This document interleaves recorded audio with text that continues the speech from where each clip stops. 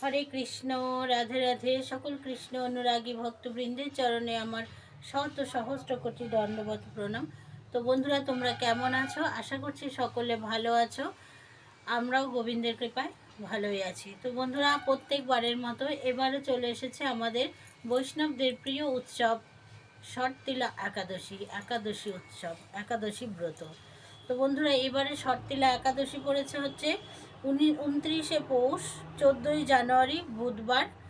আর একাদশীর উপবাস এদিন পড়েছে মকর সংক্রান্তি, গঙ্গাসাগর মেলা, আর এদিন পিঠে পুলি উৎসব। তো একাদশী যেহেতু পড়েছে, তবু আমরা কি একাদশী করব না?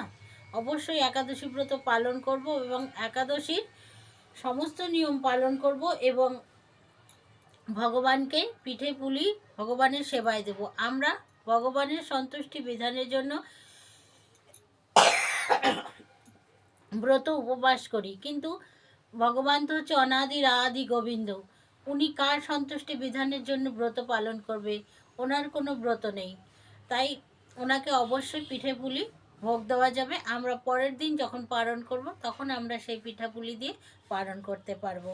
আর একাদশী পালনের সময়টা হচ্ছে পয়লা মাঘ, 15ই জানুয়ারি বৃহস্পতিবার, সকাল 6টা 20 মিনিট থেকে 9টা 57 মিনিটের মধ্যে।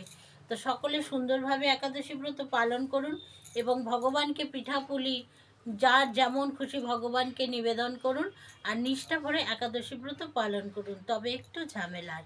হরে কৃষ্ণা। রাধে রাধে।